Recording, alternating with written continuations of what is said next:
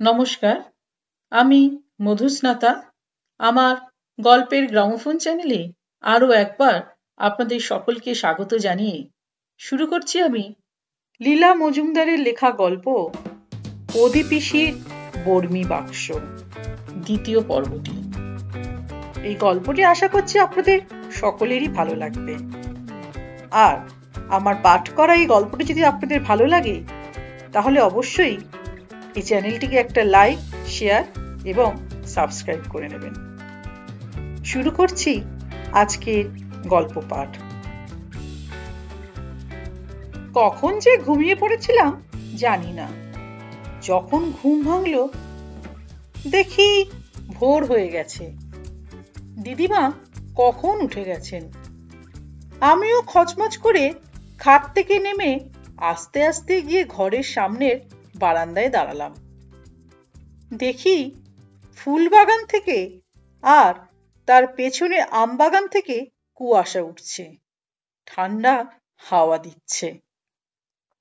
সেই জন্যই হোক কিংবা আম গাছতলায় যা দেখলাম সেই জন্যই হোক আমার সারা গা শিরশির করে উঠল।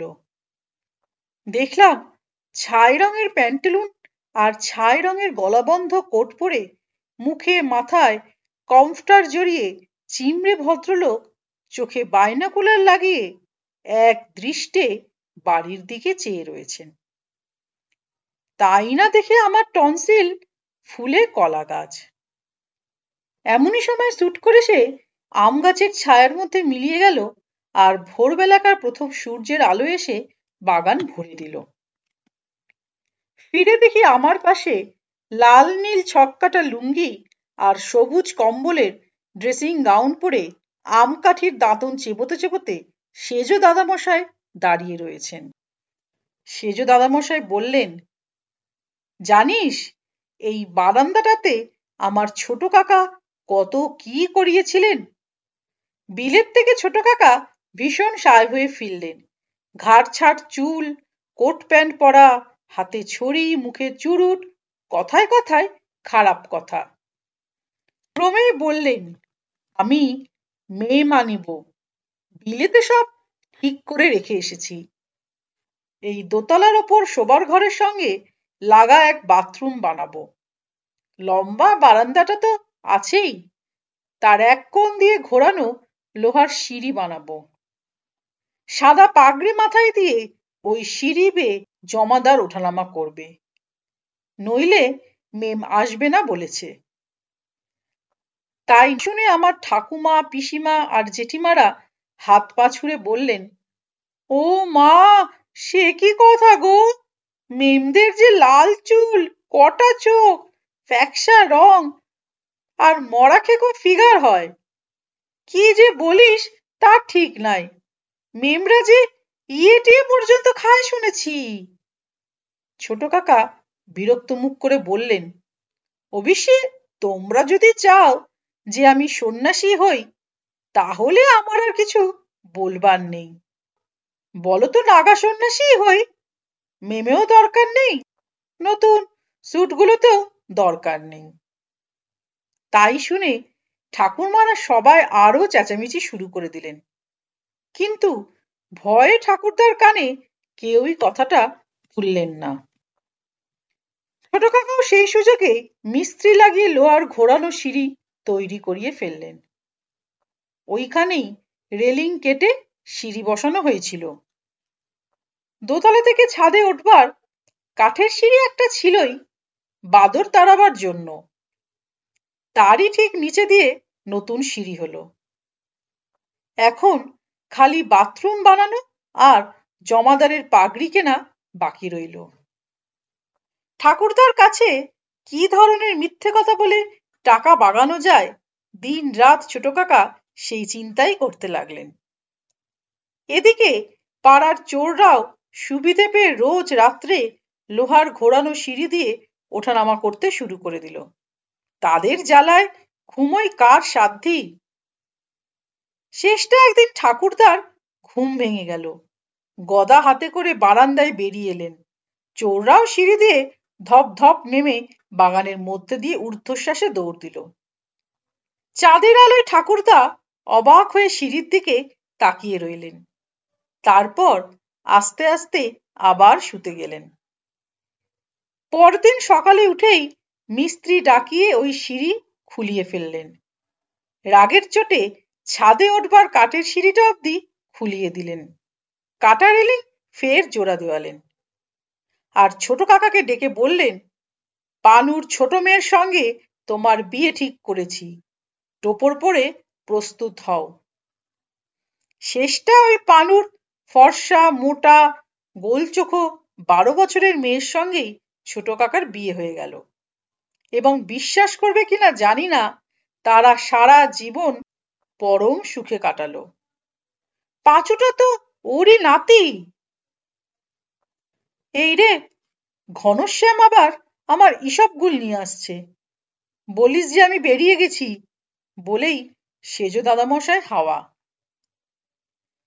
আমি তাকিয়ে দেখলাম ছাদ পর্যন্ত বাঁদর তাড়াবার সিঁড়ির খাঁজগুলো দেওয়ালের গায়ে কাটা কাটা তখনও রয়েছে। সব পুরনো বাড়ির মতন মামার বাড়ির ঘরগুলো বিশাল বিশাল, সিঁড়িগুলো মস্ত মস্ত, বারান্দাগুলোর এ মাথা থেকে ডাকলে ও মাথা থেকে শোনা যায় না। আর দুপুরে সমস্ত বাড়িখানা অদ্ভুত চুপচাপ হয়ে গেল। পাঁচু মামার টিকিটই সকাল থেকে দেখা যায়নি। নেহাত আমার সঙ্গে এক ট্রেনে এসেছিল, নইলে ও যে জন্মেছে তারই কোনো প্রমাণ পাওয়া গেল না। বাড়ি শুদ্ধ কেউ ওর নাম করল না। দুপুরে প্রদীপিসির বর্মি বাক্সর সন্ধান নিচ্ছি, এমন সময় কানে এলো খুব একটা হাসি গল্পের আওয়াজ। রান্নাঘরে আনন্দ কোলাহল, এমন কথা তো জন্মে শুনিনি। অবাক হয়ে এগিয়ে বাগিয়ে গেলাম। বারান্দার বাঁকে ঘুরেই দেখি চাকর বাকররা বিষম ঘটা করে অতিথি সৎকার করছে। কে একটা রোগা লোক ঠ্যাং ছড়িয়ে বামুন ঠাকুরের উঁচু জলচৌকিতে বসে রয়েছে। চারদিকে পান বিড়ি আর কাচি সিগারেটের ছড়াছড়ি। বামুন দিদি পর্যন্ত ঘোমটার মধ্যে বিড়ি টানছে। ঘনশ্যাম ট্যাম সবাই উপস্থিত আছে। পান খেয়ে কে সব চেহারা বদলে ফেলেছে। আমার পায়ের শব্দ পেয়েই নিমেষের মধ্যে রান্নাঘর ভোহা। কে যে কোথায় চম্পট দিল ঠাউরি করতে পারলাম না। চোখের পাতা না ফেলতেই দেখি কেউ কোথাও নেই, খালি বামুন দিদি ঘোমটার ভেতরে হাই তুলছে এবং বিড়িটার শেষ চিহ্ন পর্যন্ত গোপন করে ফেলেছে। কিন্তু একটা জিনিস আমার চোখ এড়াতে পারেনি। ঠ্যাং ছড়ানো রোগা লোক হচ্ছে আমাদের পরিচিত সেই চিমড়ে ভদ্রলোক। ভাবতে ভাবতে গা শিউরে উঠল। এতদূর সাহস যে ভোরবেলা দূরবীন দিয়ে পরখ করে নিয়ে দুপুর না গড়াতে একেবারে ভেতরে এসে সে দিয়েছে। চুলগুলো আমার সজারুর কাটার মতন উঠে দাঁড়ালো। বামুন দিদিকে জিজ্ঞাসা করলাম, কে লোকটা? বামুন দিদি যেন আকাশ থেকে পড়ল। কোন লোকটা খোকা বাবু? তুমি আমি ছাড়া আর তো লোক দেখছি না কোথাও, বলেই সে সরে পড়ল। অমনি তার কোলের মধ্যে কতগুলো রূপোর টাকা ঝনঝন করে বেজে উঠল। বুঝলাম ঘুষ দিয়ে চাকর সম্প্রদায়কে হাত করেছে। কি ভীষণ! এদিকে পাঁচু মামার সঙ্গে পরামর্শ করব কি? সে যে সকাল থেকে কোথায় গা ঢাকা দিয়েছে তার আর কোনো পাত্তাই নেই। একবার কি একটা গুজব শুনেছিলাম, নাকি ভুলে বেশি জোলাপ খেয়ে ফেলেছে। তবুও তক্ষুনি তার খোঁজে বেরুলাম।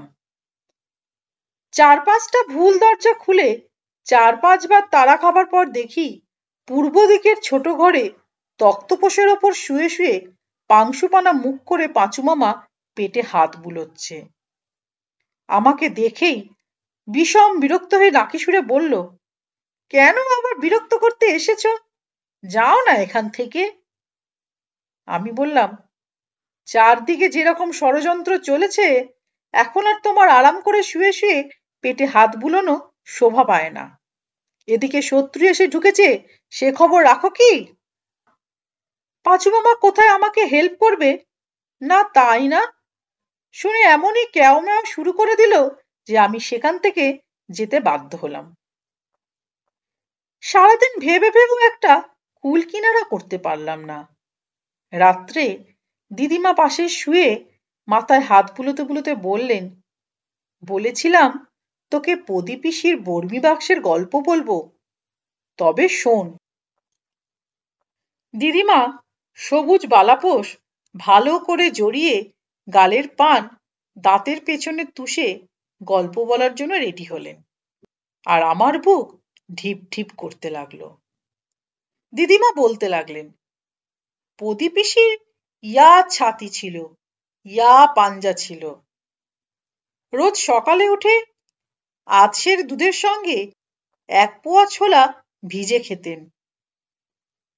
কি তেজ ছিল তার সত্যি মিথ্যে জানি না, শুনেছি একবার একটা শ্যামলা গরু হাম্বা হাম্বা ডেকে ওর দুপুরের ঘুমের ব্যাঘাত করেছিল বলে উনি একবার তার দিকে এমনি করে তাকালেন যে সে 3 দিন ধরে দুধের বদলে দই দিতে লাগলো।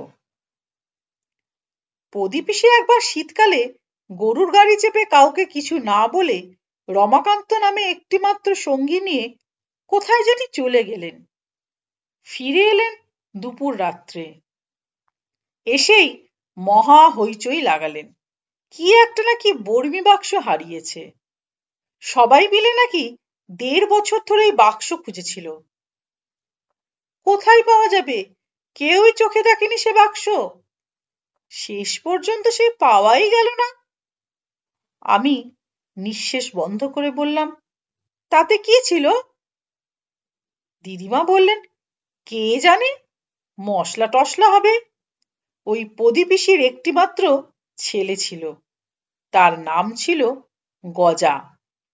কালো রোগা ডিগডিগে, এক মাথা কোকড়া কোকড়া তেল চুকচুকে চুলে টেডি বাগানো। দিনরাত কেবল পান খাচ্ছে আর তামাক টানছে।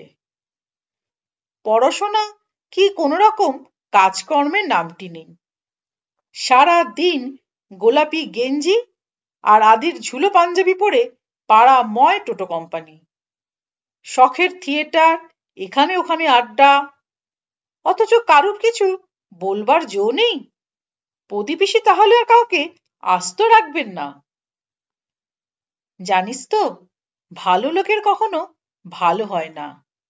যত সব জগতের বদমাইশ আছে সবাই সুখে জীবন কাটিয়ে যায়। গজারও তাই হলো। যখন আরো বড় হলো, গাঁজাগুলি খেতে শিখলো, জুয়োর আড্ডায় গিয়ে জুটলো। মাঝে মাঝে 1 মাস 2 মাস দেখা নেই, আবার একগাল পান নিয়ে হাসতে হাসতে ফিরে আসে। পদি পিসি যেখান থেকে যেমন করে পারেন টাকা জোগান। পাজি ছেলেকে পায় কে? হঠাৎ দেখা গেল গজার অবস্থা ফিরেছে। কথায় কথায় বাড়িসুদ্ধ সবাইকে পাঁঠার মাংস খাওয়ায়, ঝুড়ি ঝুড়ি সন্দেশ আনে। একবার সমস্ত চাকরদের গরম বেনিয়ান কিনে দিল, ঘোড়ার গাড়ি কিনলো, হীরের আংটি কিনলো। বাড়িসুদ্ধ সবাই থরহরি কম্পমান।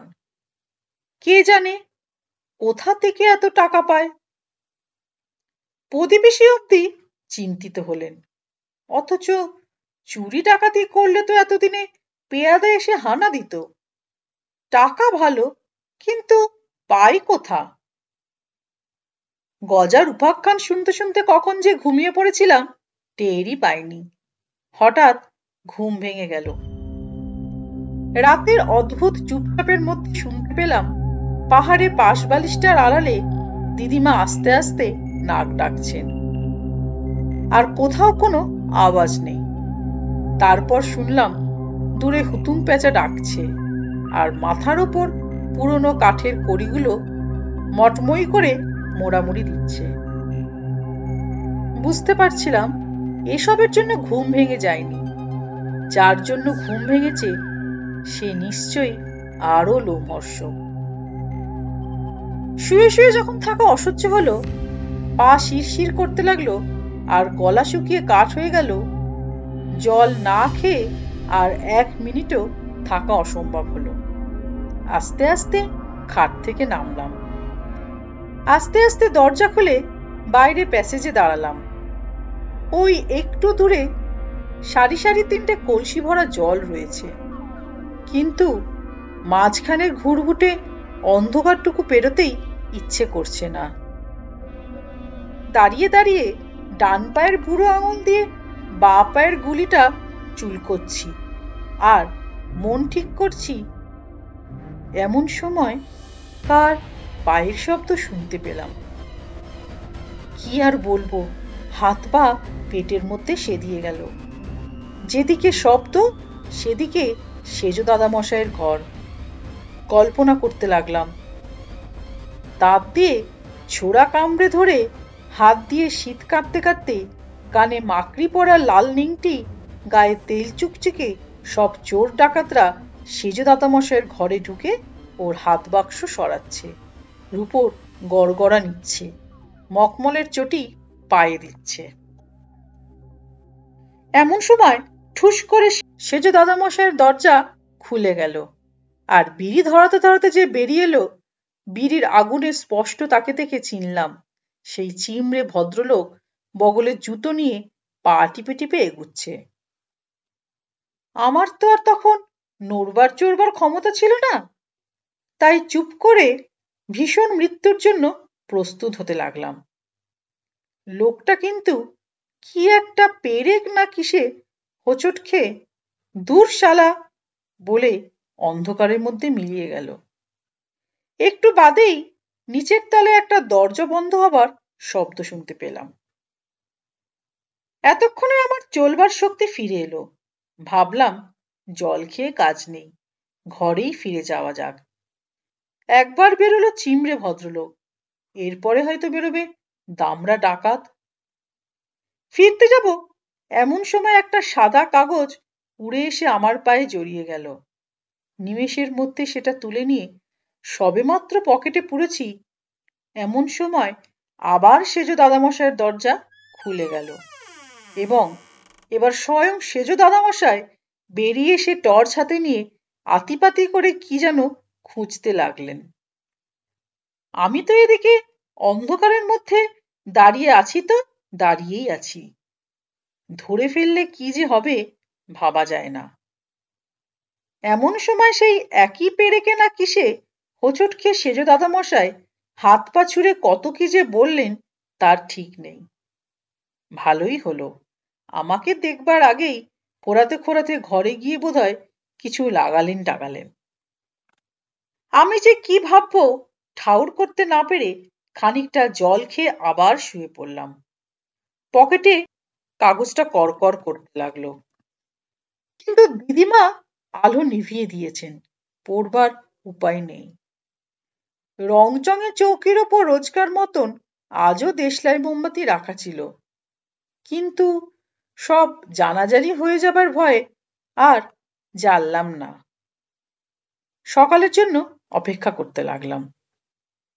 অপেক্ষা করতে করতে আবার ঘুমিয়ে পড়েছিলাম। স্বপ্নে দেখলাম পদি পিসি এসে পেছনের বারান্দা দরজা থেকে আমাকে ডাকছেন। ইয়া সন্ডা চেহারা, গলায় রুদ্রাক্ষের মালা, থান পরা, ছোট করে চুল ছাটা, কপালে চন্দন লাগানো, অবিকল পাঁচু মামা যেমন বলেছিল। এক হাত দিয়ে ইশারা করে আমাকে ডাকছেন আর অন্য হাতটা পেছনে রেখেছেন। আমি কাছে যেতেই বললেন, বাক্স পেয়েছিস? আমি বললাম, কই না তো। নিমিষের মধ্যে বাক্স কোথায় ফেলেছিলে যে কবছর ধরে খুঁজে খুঁজেও পাওয়া যায়নি, আমার আশা আছে যে আমি দুদিনেই খুঁজে দেব। কোথায় রেখেছিলে? প্রতিবেশী বললেন, ভালো করে খুঁজে দেখ, পেলে তুই নিস। পাঁচুটা একটা ইডিয়েট, জোলাপের পর্যন্ত ডোজ ঠিক করতে পারে না, তুই নিস। বাক্সের মধ্যে লাল চুনির কানের দুল আছে, তোর মাকে দিস। আর দেখ, ওই ব্যাটা চিড়েটাকে আর ওই বুড়োটাকে একেবারে কাইন্ড অফ বোকা বানিয়ে দিস। বিশ্বনাথের কৃপায় গজার আমার কোনো অভাব নেই। জুড়ি গাড়ি কিনেছে, বাড়ি কিনেছে, গাজার ব্যবসা করেছে। আহা, বাবা বিশ্বনাথ না দেখলে পাপিষ্ঠদের কি গতি হবে? বলে আমাকে চুমু খেয়ে প্রদীপিসির ছোট কাকার তৈরি সেই কাঠের সিঁড়ি বেয়ে বাগানের দিকে চললেন। এবং পিছন ফিরতেই দেখলাম যে হাতটা পেছনে রেখেছিলেন তাতে ইয়া মস্ত এক গদা। গদা দেখে এমন চমকে গেলাম যে ঘুমই ভেঙে গেল। দেখলাম সকালবেলার রোদ পেছন দিকের বারান্দা দিয়ে ঘরে এসে বিছানা ভরে দিয়েছে। কাটা সিঁড়ির দাগটা চকচক করছে। হঠাৎ কেন জানি মনে হলো সিঁড়িটা একটা ভারী ইম্পর্টেন্ট জিনিস। এই তো সুবর্ণ সুযোগ সেই গোপন চিঠি পড়বার। পকেট থেকে বের করে দেখলাম লাল কালিতে লেখা, শ্রী বিপিন বিহারী চৌধুরীর কাছে হইতে 200 পাইলাম, সা নিধিরাম শর্মা। পুনশ্চ সব অনুসন্ধানাদি গোপন থাকিবেক। অবাক হয়ে ভাবছি, সেজ দাদামশাই কি উদ্দেশ্যে চিমড়েটাকে টাকা দিলেন? কি অনুসন্ধান? এই বিষম সন্দেহজনক। এমন সময় দরজা খুলে পাঁচু মামা ঝড়ের মতন ঘরে ঢুকেই দুম করে দরজা বন্ধ করে তাতে ঠেস দিয়ে দাঁড়িয়ে বোয়াল মাছের মতন হাঁপাতে লাগলো। মুখটা দেখলাম আগের চাইতেও সাদা, কপালে ঘাম দেখা দিয়েছে, চুল উস্কো খুস্কো। চিঠিটা পকেটে গুজে লাফিয়ে খাট থেকে নেমে বললাম, কি হয়েছে পাঁচু মামা? আবার জুলাপ খেয়েছো?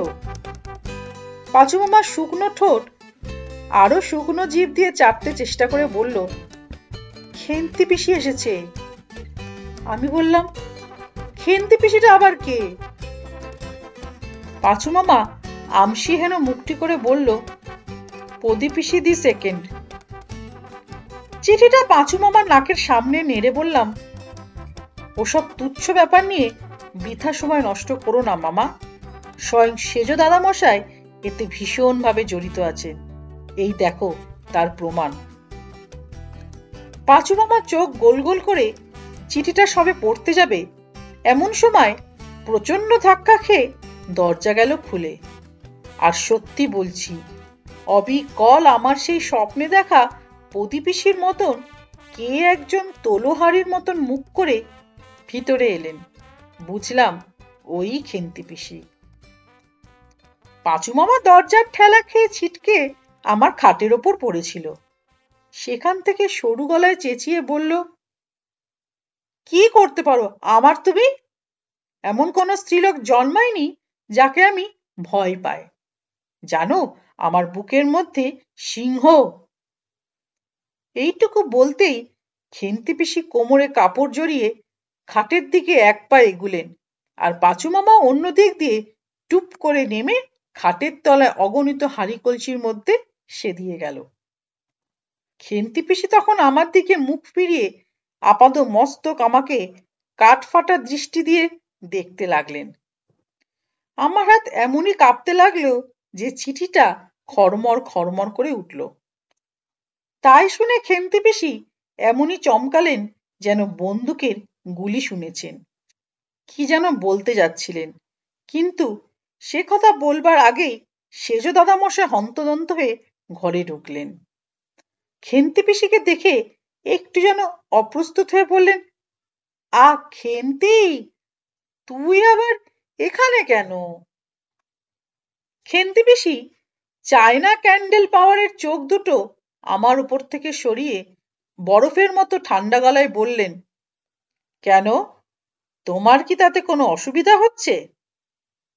পুজোর সময় একটা কাঁচকলাও দিলে না।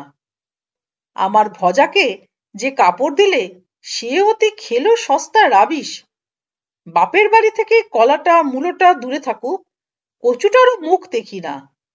তাই বলে বৌদির ঘরের কোনায়ও একটু জায়গা হবে না? পাঁচু মামা এখানে দুটো হাঁড়ির মাঝখান দিয়ে মুন্ডু বের করে চেঁচিয়ে চেঁচিয়ে বলল, জায়গা হবে কিনা তাতে তো তোমার ভারী বয়েই গেল। এই ভর সকালে আমার ঘরেই বা তোমার কত জায়গা? বলেই কচ্ছপের মুন্ডুর মতোই সুই করে আবার অদৃশ্য হয়ে গেল। সেজ দাদামশাই এবার গলা পরিষ্কার করে পাঁচু মামাকে তাড়া দিয়ে বললেন, এই পাঁচু হতভাগা, বেরিয়ে আয় বলছি। আমার একটা ইম্পর্টেন্ট কাগজ হারিয়েছে, খুঁজে দে বলছি, নইলে ভালো হবে না। সঙ্গে সঙ্গে খেন্তি পিসিও বললেন, বেরো এক্ষুনি। তুই নিশ্চয়ই আমার সুটকেস থেকে বাড়ির নকশাটা সরিয়েছিস, বেরো বলছি। তোকে আমি সার্চ করবই, না বেরোলে ওই খাটের তলায় সে দিয়েই সার্চ করব। আমি জানি না তোদের সব চালাকি? পদি পিসির বাক্সের জন্যে তোরাও ছোক ছোক করে বেড়াচ্ছিস, অথচ বাক্সতে আর কারো অধিকার নেই। ওটা স্ত্রী ধন, ওটা আমি পাবো। সেজ দাদামশাই রেগে বললেন, তুই পাবি মানে? তোর ভজার পেটে যাবে বল। আমি আইন পাশ করেছি, তা জানিস? কেউ যদি পায় তো আমি পাবো। জানিস, আমি 200 টাকা খরচ করে ডিটেকটিভ লাগিয়েছি, ও বাক্স আমি বের করবই। এইবার দরজার কাছ থেকে একটা নরম কাশির শব্দ শোনা গেল। দেখলাম চিমড়ে ভদ্রলোক সেখানে কালো আলস্টার পরে ঠেস দিয়ে দাঁড়িয়ে দাঁড়িয়ে বিড়ি টানছেন। বিড়িটা এবার বের করে বললেন, মনে থাকে যেন 3 ভাগের 1 ভাগ আমার। যদি বাক্স পান, আমার অদ্ভুত বুদ্ধির সাহায্যেই পাবেন। খেন্তি পিসি হঠাৎ আবিষ্কার করলেন খাটের তলা থেকে পাঁচু মামার ঠ্যাং দুটো অসাবধানতা বশত একটুখানি বেরিয়ে রয়েছে। আর যাই কোথা, নিমেষের মধ্যে হির হির করে টেনে পাঁচু মামাকে বের করে এনে 2 থাপ্পড় লাগালেন। তারপর বুক পকেট থেকে একটা মোটা মতন কাগজ টেনে বের করে বললেন, তবে না নকশা নিসনি? তারপর কাগজটা খুলে বললেন, ইস, দেখেছো শেষদা, ব্যাটা ছেলে সংস্কৃতে 19 পেয়েছে। সেজ দাদামশাই অমনি বললেন, কই দেখি দেখি। চিমড়ে ভদ্রলোক এগিয়ে বললেন, মানুষ হওয়াই একরকম অসম্ভব। পাঁচু মামা তখন এক দৌড়ে আবার খাটের তলায় ঢুকলো এবং এবার পা গুটিয়ে সাবধানে বসে বলল, আমার কলেজের পরীক্ষার রিপোর্ট দিয়ে তোমাদের কি দরকার শুনি? পিসিটা তো খেন্তি পিসির মতন একজন। আকাট মুখ্য স্ত্রীলোকের নকশা হারিয়েছে, দরকারি কাগজ হারিয়েছে, তাই আমার উপর হামলা। আর ওই ইজের পড়া ছোকরার হাতে যে কাগজটা আছে, সেটা কি? পাঁচু মামার কাছে আমি এমন বিশ্বাসঘাতকতা আশা করিনি, কিন্তু তখন দেখলাম আপত্তি টাপত্তি করবার সময় নেই। দেখলাম খেন্তি পিসি, সেজ দাদামশাই আর চিমড়ে ভদ্রলোক নিজেদের ঝগড়া ভুলে, পাঁচু মামার সংস্কৃতের নম্বর ভুলে গোল হয়ে আমার দিকে এগিয়ে আসছেন। শুনতে পেলাম ফোঁস ফোঁস করে ওদের ঘন ঘন নিঃশ্বাস পড়ছে। বুঝলাম বিপদ সন্নিকট। হঠাৎ, ও দিদিমা বলে চেঁচিয়ে ধা করে আমার পেছনের দরজা দিয়ে বারান্দায় উপস্থিত হলাম। বুঝলাম দেয়ালে সিঁড়ির খাঁজ কাটার কাজ শেষ হয়নি। নিমেষের মধ্যে খাঁজের মধ্যে মধ্যে পায়ের বুড়ো আঙুল গুজে গুজে একেবারে ছাদে উপস্থিত হলাম। এবার আমি নিরাপদ। যদিও আমি এখনো অবধি চা পাইনি, তবুও নিরাপদ। আমি ছাদে শুয়ে খুব খানিকটা হাঁপড়ের মতো হাঁপিয়ে নিলাম। আমি জানি ওদের কারো সাধ্য নেই ওপরে ওঠে। আস্তে আস্তে রোদ এসে ছাদটাকে ভরে দিল। আমার পায়ের আঙুলের ফাঁক দিয়ে ঠান্ডা ঝিরঝিরে হাওয়া বইতে লাগলো। দেখলাম ছাদে রাশি রাশি শুকনো পাতা জমেছে, কত বছর ধরে কে বা জানে। শুনলাম কত কত পায়রা বুক ফুলিয়ে বক বকম করছে। দেখলাম বাড়ির সামনের দিকে গম্বুজের মতন করা, তাতে খোপ খোপ আছে। পায়রারা তার মধ্যে থেকে যাওয়া আসা করছে। চারদিক একটা পায়রা পায়রা গন্ধ। খিদে যে পায়নি তা নয়, তবু যেই মনে হলো নিচে সব ওত পেতে বসে আছে, নেমেছে কি কপাং করে ধরবে, অমনি আর আমার নামবার ইচ্ছে হইল না। দরকার হলে ছাদে শুধু দিনটা কেন, রাতটাও কাটাবো স্থির করলাম। কিছু করবার নেই, কিছু দেখবার নেই। চারদিকে পাঁচিল, ওপরে আকাশ, আর কয়েকশো পায়রা কে জানে। শুনতে পাচ্ছিলাম ওরা নানান সুরে, কখনো রেগে চেঁচিয়ে, কখনো নরম সুরে ফুসলিয়ে আমাকে ডাকছে। আমি সে ডাকের কাছ থেকে যত দূরে পারি সরে গিয়ে একেবারে খোপওয়ালা গম্বুজের পাশে এসে দাঁড়ালাম। যেন পায়রাদের রাজ্যে এসেছি। খোপের ভেতর থেকে দেখলাম কচি কচি লাল মুখোরা আমাকে অবাক হয়ে দেখছে, আর তাদের মায়েরা চেঁচা লাগিয়ে দিয়েছে। সারি সারি খোপে শত শত পায়রার বাসা, চারদিকে পায়রার পালক, পায়ের নিচে পায়রার পালকের নরম গালচে তৈরি হয়েছে। হঠাৎ তাকিয়ে দেখি সব খোপে পায়রার বাসা, কেবল এক কোণে দুটো খোপ ছাড়া।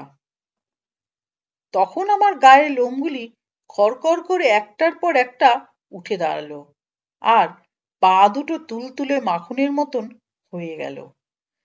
কানের মধ্যে স্পষ্ট শুনতে পেলাম শোঁ শোঁ করে সমুদ্রের শব্দ। যে আমি কোনোদিনও অঙ্কে 40-এর বেশি পেলাম না, সেই আমি কি তবে আজকে 100 বছর ধরে কেউ যা পায়নি সেই খুঁজে পাবো? খট করে হাঁটু দুটো বেশ শক্ত হয়ে গেল, আর আমি তরতর করে গম্বুজের খাঁজে খাঁজে পা দিয়ে উপরে উঠে গেলাম। উপরে গিয়ে দেখি গম্বুজের চারদিকটা গোলপানা বটে, কিন্তু মাঝখানটা ফোপড়া, কেমন যেন একটু ভিজে ভিজে গন্ধ, আর ভেতরের দেয়াল কেটে লেখা খোঁচা খোঁচা হরপে, ইতি শ্রী গজার একমাত্র আশ্রয়। ধপাস করে লাফিয়ে পড়লাম ওর ভেতরে। দেখলাম গম্বুজের গায়ে কুলুঙ্গির মতো ছোট তাক করা আছে। বোধহয় তারই বাইরের দিকটাতে যে খোপ আছে তাতেই জায়গার অভাবে পায়রা বাসা করেনি। তাই দেখেই আমার সন্দেহ হয়েছিল। মাটিতে বসে দুহাত দিয়ে কুলুঙ্গির মধ্যে থেকে মাঝারি সাইজের একটা বাক্স নামালাম। কি আর বলবো, তার রং একটুও চটেনি, একেবারে চকচক করছে, আর ঢাকনার উপর আঁকা ড্রাগনের সবুজ চোখ জলজল করছে। কোলের ওপর সে বাক্স রেখে তার ঢাকনা খুলে ফেললাম। উপরে খানিকটা ছেঁড়া মতন হলদে হাতে তৈরি কাগজ, মাঝখানে একটা ছেঁদা করে সুতো চালিয়ে কাগজগুলো একসঙ্গে আটকানো, যাকে বলে পুঁথি। তার এক পৃষ্ঠায় সংস্কৃত মন্ত্র লেখা, অন্য পৃষ্ঠায় খোঁচা খোঁচা হরপে গজা কি সব লিখেছে। সেই পুঁথিও নামালাম, নামিয়ে এক দৃষ্টে তাকিয়েই রইলাম। বাক্সের মধ্যে 8-10টা সাদা, লাল, নীল, সবুজ পাথর বসানো আংটি, হার, বালা, আর একজোড়া জলজলে লাল চুনি বসানো কানের দুল। বুঝলাম স্বপ্নে প্রদীপিসি এটাই আমার মাকে দিতে বলেছিলেন, তাই সেটা তক্ষুনি পকেটে পুরলাম। তারপর পুঁথিটা খুলে কি আর বলবো, দেখলাম যে শ্রী গজার লেখাপড়া আমার সাধ্যি নয়। বুঝলাম পুঁথিটা সেজ দাদামশাইয়ের হাতে দেওয়া দরকার, বাক্সটা দিদিমাকে দেব, যেমন খুশি ভাগ করে দেবেন। তবে আমি ওদের ক্ষমা করলাম। আমাকে গোল হয়ে মিছিমিছি আক্রমণ করার জন্য ওদের ওপর একটু রাগ রইল না। বাক্সটা নিয়ে সে যে কত কষ্ট করে দেয়াল বেয়ে গম্বুজের মাথায় উঠলাম, আবার দেয়াল বেয়ে বাইরের দেয়াল দিয়ে নামলাম, সে আর কি বলবো। তারপর বাদর তাড়ানো সিঁড়ির খাঁজ বেয়ে নামাটাও প্রায় অমানসিক কাজ। নেমে দেখি ওরা সবাই চক্রাকারে তখনও আমার জন্য অপেক্ষা করে রয়েছে, কিন্তু আমার হাতে ধরা 100 বছর আগে হারানো প্রদীপিসির বর্মি বাক্স দেখে সবাই নড়বার চড়বার ক্ষমতা হারিয়ে ফেলেছে। কেবল ফ্যাল ফ্যাল করে আমার মুখের দিকেই তাকিয়ে রয়েছে। আমি কাউকে কিছু না বলে দিদিমার হাতে বাক্স দিলাম আর ঢাকনির তলাটা থেকে হলদে পুঁথি বের করে সেজ দাদামশাইয়ের হাতে দিলাম। সেজ দাদামশাই অন্যমনস্কভাবে সেটা হাতে নিয়ে ওল্টাতে লাগলেন, আর চিমড়ে ভদ্রলোকও অভ্যাস মতন নিঃশব্দে এগিয়ে ওর ঘাড়ের ওপর দিয়ে দেখতে চেষ্টা করতে লাগলেন। কিন্তু সেজ দাদামশাই খুব লম্বা আর চিমড়ে ভদ্রলোক খুব বেটে হওয়াতে বিশেষ সুবিধা হলো না। হঠাৎ সেজ দাদামশাই বিষম চমকে উঠে বললেন, আরে এ যে বাবার পদি পিসির ছোট বোন মণি পিসির বিয়ের আসন থেকে হারিয়ে যাওয়া সেই পুঁথি, এ কোথায় পেলি? আরে এ হারানোর ফলেই তো পুরুত ঠাকুর ভুলভাল মন্ত্র পড়িয়েছিলেন, আর তার ফলেই বাবার মণি পিসি আর পিসেমশাই সারাটা জীবন ঝগড়া করে কাটিয়েছিলেন। তারপর পাতা উল্টাতেই গজার হাতের লেখা চোখে পড়াতে আরো বিষম চমকে গিয়ে বললেন, শোনো শোনো, পদি পিসির ছেলে শ্রী গজা কি লিখেছে শোনো। আরে এটা যে একটা ডায়েরির মতন শোনাচ্ছে, না আছে তারিখ, না আছে বানানের কোনো নিয়ম কানুন। বেটা সাক্ষাৎ মাসির বিয়ের জায়গা থেকে বিয়ের মন্ত্রের পুঁথি চুরি করে তাতে কি লিখেছে দেখো। সোমবার। সর্বনাশ হইয়াছে। মাতা ঠাকুরানীর গরুর গাড়ি উঠানে প্রবেশ করিতেই আগে নামিয়া আমার হাতে বর্বি বাক্স গুজিয়া দিয়া মাতা ঠাকুরানী সমস্ত ভুলিয়া গিয়াছেন ও অভ্যাস মতন বাড়িশুদ্ধ সকলকে তাড়ন পীড়ন করিতেছেন। মঙ্গলবার। আর পারা যায় না, বাক্স আমি কিছুতেই কাহাকে দেব না স্থির করিয়াছি। অথবা ইহারা যেরূপ খোঁজাখুঁজি শুরু করিয়াছে, বাক্স বগলে লইয়া উহাদের সঙ্গে সঙ্গে খোঁজা ছাড়া কোনো উপায় নাই, বগলে কড়া পড়িয়া গিয়াছে। শুক্রবার। সৌভাগ্যবশত তারিওলার বাড়িতে বাক্স লুকাইবার সুবিধা পাইয়াছি, খোঁজাখুঁজি বন্ধ হইলে বাড়ি আনিব। সোমবার। তারিওলার সহিত পরামর্শ করিয়া গাজার ব্যবসা শুরু করিয়াছি, বিষম লাভ হইতেছে, এদিক ওদিক ঘোরাঘুরিও করিতে হয়। শনিবার। জিনিসপত্র বহু কিনিয়াছি, বহু দানও করিয়াছি। ইহারা জিনিস লয়, অথচ আমাকে সন্দেহের চোখে দেখে, তাই মনে করিয়াছি শহরে বাড়ি কিনিব। রবিবার। ঘটনাক্রমে গম্বুজের ভিতরকার এই নির্জন স্থান আবিষ্কার করিয়াছি। এখানে আমার এই লিপি ও বাকি গুটিকতক অলঙ্কার রাখিলাম, ইহাদের বিবাহাদি হইলে উপহার দেওয়া যাইবে। ইতি শ্রী গজা। সেজ দাদামশাই হতাশ গলায় বললেন, তারপরই বোধহয় ঠাকুরদা বাদরের সিঁড়ি কাটিয়ে দিয়েছিলেন। গজার আর কাউকে গয়না উপহার দেওয়া হয়নি। শেষে তো সে কলকাতাতেই থাকতো শুনেছি। পদিপিসির ফিক করে হাসারও কারণ বোঝা গেল। তার মতে গজার থেকে বাক্স পাবার যোগ্যপাত্র আর কেই বা ছিল। খানিকক্ষণ চুপ করে থেকে খেন্তি পিসি বললেন, বাক্সে কি আছে? দিদিমা ঢাকনি খুলে দেখলেন, বললেন, আমি ভাগ করে দিচ্ছি। খেন্তি, যদিও তুই আমার কাছ থেকে সেবার ৩০০ টাকা ধার নিয়ে শোধ দিসনি, তবুও এই হারটা তুই নে। সেজ দাদামশাইকে বললেন, ঠাকুরপো, তোমার কথা যত কম বলা যায় ততই ভালো। তুমি এই হীরের আংটি নাও, এটা মেজ ঠাকুরপোর ছেলেকে দেব। এটা পাঁচুর, এটা ন্যাড়ার প্রাপ্য। এটা পুটকি পাবে, এটা পুচকি পাবে। এই বালাজোড়া আমার ভাগ, আমার মেয়েকে দেব বলে মাকে দেবার জন্য আমার হাতে দিলেন। তারপর সকলের সামনে আমাকে আদর করে বললেন, বাকি রইল এই পান্নার আংটিটা। এটা দাদা তোমার, কারণ তুমি খুঁজে না দিলে এদের দ্বারা হতো না। এবার চলো দেখি, কত পুলি বানিয়েছি, হাত মুখ ধুয়ে খাবে চলো। হ্যাঁ, বাক্সটা কিন্তু আমি নিলাম, মশলা রাখবো। দিদিমার সঙ্গে চলে যেতে যেতে শুনলাম খেন্তি পিসি পাঁচু মামাকে বলছেন, তাকে দিল 7 নহর, আর আমার বেলা 1 ছড়া। আর চিমড়ে ভদ্রলোক সেজ দাদামশাইকে বলছেন, স্যার, আমার 200 টাকা। গল্পটি এখানেই শেষ হলো। আশা করি এই গল্পটি আপনাদের ভালো লেগেছে। খুব শিগগিরই হাজির হব আমার পরবর্তী আরেকটি গল্প নিয়ে। ততদিনে সকলে ভালো থাকবেন, সুস্থ থাকবেন। নমস্কার।